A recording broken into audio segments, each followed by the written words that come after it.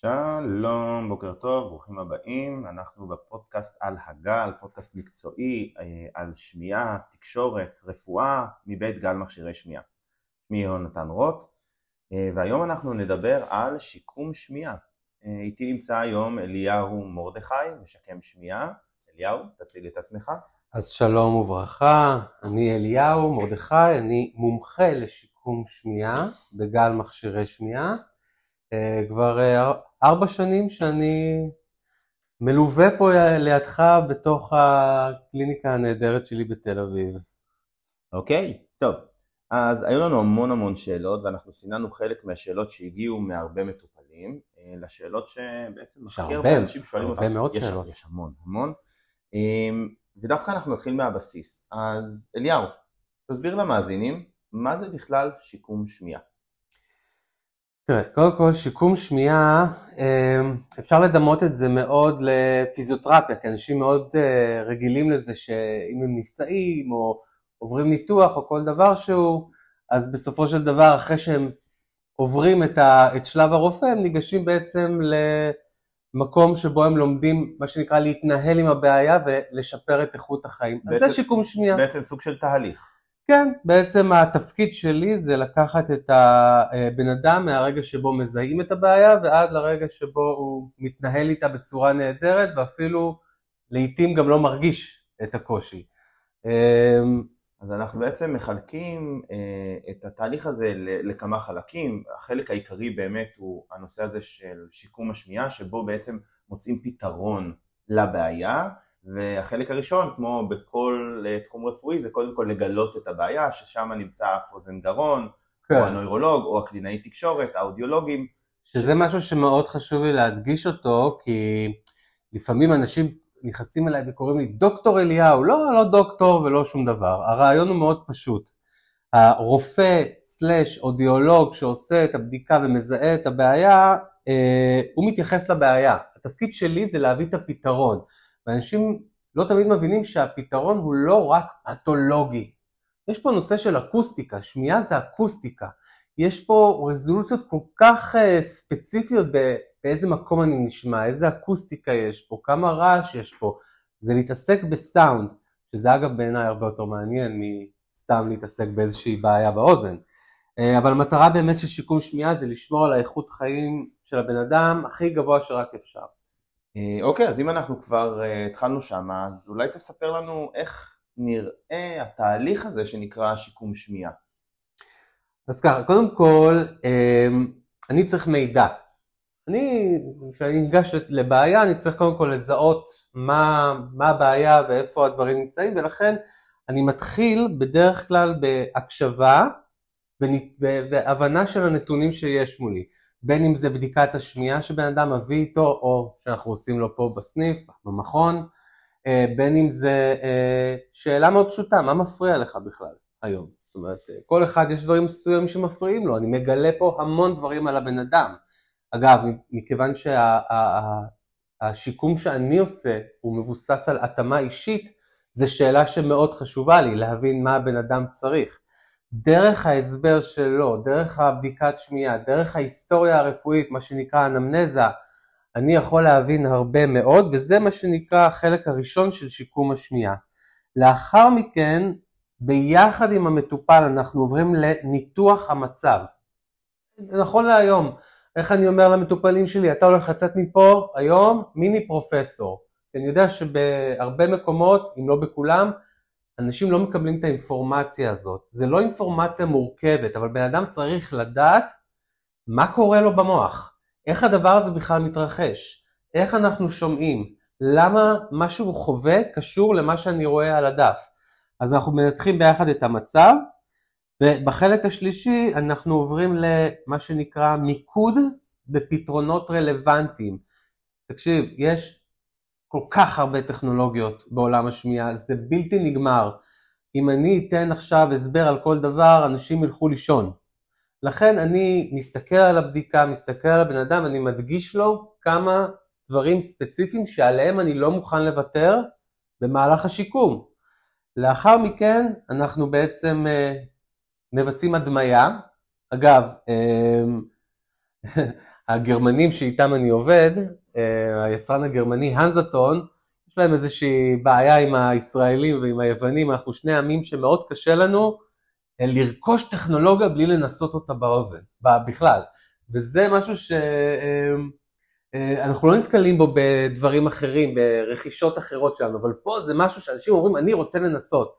אז לא, אני מציג את הטכנולוגיה. ברגע שהבן אדם מרגיש איך הטכנולוגיה יכולה לעבוד עבורו, מפה והלאה אני צריך לייצר לו מכשיר שידע לעשות את זה, ואז מגיע החלק האחרון. מי שחושב שהשיקום שמיעה מסתיים ברגע שבן אדם רוכש מכשיר, הוא טועה.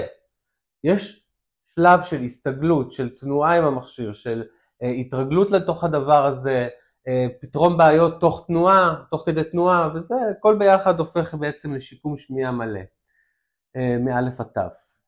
כן, אני לגמרי מסכים איתך, אנחנו שתינו באים מהעולמות האלה, אני גם בא מהעולם הקליני, ובאמת התהליכים האלה הם תהליכים שגם לוקחים זמן, אבל בעיקר אנחנו בתור אנשי מקצוע, אנחנו כאילו מתמסרים עם המטופל, כי בעצם המטופל יתחיל את דרכו, יכול להיות במכון השמיעה, אבל גם יכול להיות אצל אף אוזן גרון, אף אוזן גרון יזהה אצלו בעיה, ואז הוא יעביר אותו אל מכון השמיעה, במכון השמיעה האודיולוג יבצע את הבדיקת שמיעה המקיפה, יראה שבאמת הבעיה היא בעיה עצבית ולא בעיה שמצריכה התנהלות רפואית כלשהי, ואז הוא יעביר אותו אל משקם השמיעה כדי שיתחיל בעצם במתן הפתרון.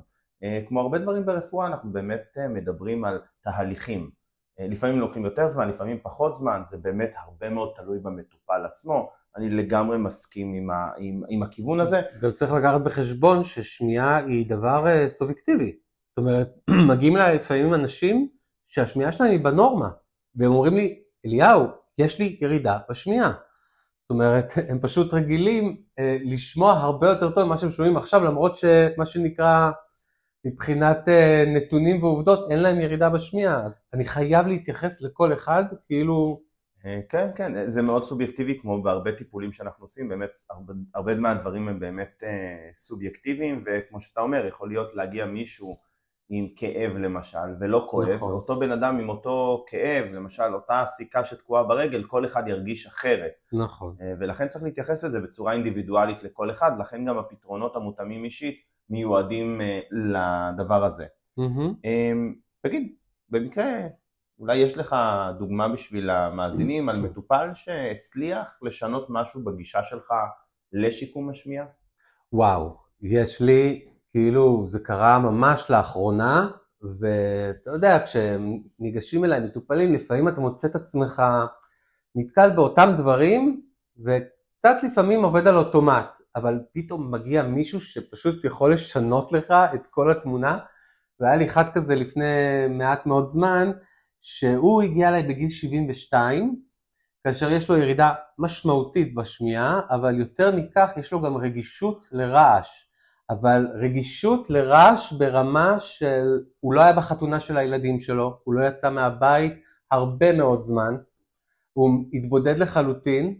אנחנו מדברים על היפראקוזיס, נכון? כן, כן, פשוט חוסר, עכשיו, גם אם אתה תפתור את הבעיה הזאת, אז יש עוד כמה בעיות שהן נלוות פה בסיפור הזה. מדובר פה בן אדם שהמון המון שנים, כמעט 50 שנה, מאז יום כיפור, הוא סובל מקושי חברתי בגלל הדבר הזה.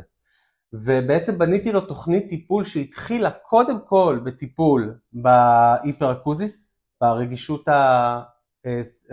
לרעש, ולאחר מכן צעד אחרי צעד להתחיל לתת מענה מה שנקרא לנושא של השמיעה. באמת זה לקח איזה חודשיים, 3 עד שהגענו לנקודת איזון. היום הבן אדם מאושר, הוא התחיל להתנדב, הוא התחיל לעשות דברים, הוא התחיל לצאת, לטפל בנכדים שלו, להסתובב. הוא מתקשר אליי אחת לכמה זמן להגיד לי תודה. עכשיו, עם כל הכבוד, תודה, זה לא אני, זה המכשור, אבל זה מדהים עד כמה אתה יכול לשנות חיים של בן אדם, גם שהוא בן 72, 82 וכו'. וזה דבר מדהים בעיניי. זה דבר מדהים, באמת היפראקוזיס, יכול להיות שהמאזינים ישאלו, אז היפראקוזיס היא באמת תופעה די שכיחה של אי סבילות לרעשים, ושומעים מיסופוניה, שזה רגישות מאוד ספציפית לצליל. היפראקוזיס נפוצה מאוד, יש הרבה אנשים שפשוט סובלים מהרבה מאוד רעשים מצלילים, מתקשים להיות בסביבה רועשת, יש לזה באמת פתרון, והאמת שזאת היא דוגמה יפהפייה, כי גם המאזינים לא רואים, אבל אני כן יכול לראות את החיוך שלך ברגע שנזכרת במטופל, באמת איזה חיוך ואיזה אושר, ואני חושב שזה חלק מהדברים שמלווים אותנו כאנשים שעובדים עם אנשים, בעיקר עם אנשים עם מוגבלויות, זה למצוא להם איזה פתרון, איזה מזור מסוים, ולראות אותם אחר כך משתלבים בחברה ונהנים. כמו שאמרת, הם אומרים תודה, אבל ההרגשה הטובה, את התודה אנחנו מקבלים ברגע שאנחנו באמת רואים אותם משתלבים טוב יותר, עובדים טוב יותר, מרוויחים טוב יותר, ובעיקר נתרמים מהפתרון שנתנו להם. לחלוטין. איזה מטופלים מגיעים אליך? איזה פרופיל אולי יש למטופלים יותר שמגיעים אליך? כי לרוב נהוג לחשוב על אנשים עם בעיות שמיעה כאנשים מבוגרים. נכון. האמת היא שלפני שאני התחלתי להתעסק בתחום הזה, גם אני ככה חשבתי, כן? אבל זה מדהים, בגדול הפרופיל שלי מורכב מהמון המון קבוצות שחותכות את כל קבוצות הגילאים, וזה באמת משתנה, כי בעיית שמיעה זה לא רק ירידה בשמיעה, יש כל כך הרבה דברים שקשורים לעולם הזה של שמיעה, ולכן אני רואה פה חבר'ה צעירים, חבר'ה יותר בוגרים, מבוגרים, מה שמשותף אבל לכולם זה שזה בסופו של דבר זה אנשים שאיכות החיים סופר חשובה להם, הם מאוד מעורבים חברתית, אגב אני גם באמת שם לב חברתית על האנשים האלה, זה אנשים שנמצאים בסביבות מאוד מאוד מאוד מפותחות ומלאות באנשים, אנשים עובדים, אנשים שמתנדבים וכו', אבל בעיקר זה מדובר באנשים מודעים. אגב, הדור של ההורים שלנו, מה שנקרא, זה אנשים שהם לא, כשהם היו בגיל צעיר לא היה שם באמת טכנולוגיה, הם התרגלו לחיות עם הבעיות, הם סוחבים אותם. הדור שבא אחריהם, הדור של גיל 40, 50, אין אצלם. ברגע שמשהו לא עובד, הם ישר מחפשים איך לתקן אותו. והם הרבה יותר מודעים, הם הרבה יותר חוקרים, וזה כיף לראות שאנשים מטפלים לעצמם כבר בשלב יותר מוקדם. אז כן, חבר'ה צעירים מגיעים גם. אז חבר'ה צעירים מגיעים גם, וכמו שזה נשמע ממך, אני גם מאוד אוהב שאנשים מגיעים עם יותר ידע. ושואלים שאלות, ולא מגיעים רק באליהו תפתור לי את הבעיה, אלא באמת שואלים שאלות ורוצים פתרון טוב יותר בשבילם. אני מאוד מעריך את המטופלים. שבוע שעבר היה אצלי מישהו שהגיע עם צ'אט GPT, שאלתי אותו עם מי באת לפגישה, בדרך כלל באים עם אמא, עם אחות, עם הבעל, עם האישה, הוא בא עם הצ'אט. וזה היה בהחלט משעשע, למרות שאני והצ'אט היינו יד אחת, מה שנקרא. יפה מאוד. מה קורה לאדם שלא מטפל בשמיעה שלו בזמן? תוכל לספר לנו? וואו, קודם כל יש את התקופה הזאת של ההכחשה. הוא לא מטפל בזמן בשמיעה שלו, אבל קודם כל הוא חי באיזושהי הכחשה, ובתקופה הזאת הוא חווה איזושהי חוויה של מאמץ קוגניטיבי, אין מה לעשות, לא מתקבל מספיק גירוי למוח, והוא מתאמץ כדי לשמוע, המאמץ הזה גורם לו להיות באדם הרבה יותר עייף, הרבה יותר עצבני, וזה מה שקורה בתקופת ההכחשה, הוא גם לא תמיד מבין שזה בגלל השמיעה, אז הוא כן מפתח גם התנגדות. זאת אומרת, בדרך כלל אתה רואה גם את האנשים שמגיעים, אני מסתדר, ובתוך הזמן הזה שהוא אומר אני מסתדר, כל הזמן הזה אם הוא היה עושה בדיקו, היה רואה שיש לו ירידה בשמיעה. אבל אז מתחילה ההידרדרות היותר משמעותית, שאתה בעצם רואה ירידה במצב הקוגניטיבי של הבן אדם, אם זה ביכולת המחשבה שלו, יכולת הפתרון בעיות שלו, הזיכרון נפגע. הזיכרון שלו, בעיקר הזיכרון השפתי ממש נפגע, ויש לנו זמן לאיזושהי דוגמה שנתקלתי בה. בבקשה. הגיעה אליי מישהי במצב באמת מאוד מאוד מאוד מורכב וקשה, עכשיו לא הרבה אנשים יודעים, אבל האזור הזה שנקרא קורטקס אודיטורי, האזור של השמיעה במוח, הוא אזור גדול, אבל הוא מחולק לשלושה חלקים, אזור של שמיעה, הבנה ועיבוד. לפעמים אנשים אומרים, אני לא שומע מספיק טוב, עזוב, אבל בואו תשמעו מה קורה כשבן אדם נפגע בעיבוד. הייתה לי מישהי שהראיתי לה תמונה, בתמונה הזאת היה שם ארון, דלת ופנס, הצבעתי על הארון, שאלתי אותה מה זה, היא אמרה שעון. יש פה ארון. הנחתי את הדף, ואמרתי לה תצביע על הארון, והיא הצביעה על הארון. איך עכשיו היא ידעה שזה ארון? זה נשמע כמו אפזיה, זה נשמע כמו בעיה של אפזיה, שזה בעצם אזור בקורטקס האודיטורי, יש שתי אזורים עיקריים, נקרא ברוקה ואברניקה, שהאזורים האלה ברגע שהם נפגעים, התפקוד שלנו או לקליטה או להוצאה לפועל של שפה, גורם לזה שאנחנו לא נוכל לתפקד. בדרך כלל אנשים שחווים שבץ למשל, הם מגיעים בתופעה כזאת, אז זו דוגמה יפה למשל של מה קורה בעצם לאזור הזה הקורטיקלי, לאזור של הקורטקס האודיטורי, שהוא מתנוון או שקורה לו משהו או שהוא נפגע, ואיך הוא משפיע לנו על חיי היום יום. עכשיו גם לא משנה באיזה ווליום אני אומר ארון, היא תבין שעון. עכשיו זה מקרה קיצוני, עזוב, אבל אחד הדברים שאני נתקל בהם כל הזמן זה שאנשים מדפדפים את הבעיה, עד שהם מגיעים לפה והם בטוחים שקצת הגברה הכל יסתדר. לא, יש דברים שהם בלתי הפיכים, וזה משהו שאני שם עליו דגש בכל ייעוץ. אם אנחנו לא נטפל, אנחנו נפגוש את זה הרבה יותר קשה בהמשך, וחבל. שזה מביא אותי דרך אגב לשאלה, לא תכננתי אותה, אבל שאלה באמת שהרבה שואלים, מה זה דיסקרימינציה? כי האודיולוגית, כי הרופא אמר להם, וואו, אני רואה ירידה בדיסקרימינציה, והם מגיעים והם שואלים מה זה, כי לא הסבירו להם. אז תוכל רגע להסביר ממש בקצרה מה זה דיסקרימינציה ומה קורה כאשר בן אדם לא מטפל בשמיעה, מה קורה לה? תראו, דיסקרימינציה זה בעצם, המשמעות של זה זה האחוז של היכולת שלי להבין שפה. מה זה אומר? בסופו של דבר, אותי לא מעניין מה ירידת השמיעה של הבן אדם. זאת אומרת, זה מעניין, אבל זה לא מעניין. למה? כי גם אותי וגם אתכם, מה שיעניין בסוף זה איך תגיב כשתקבל את ההגברה שאתה צריך.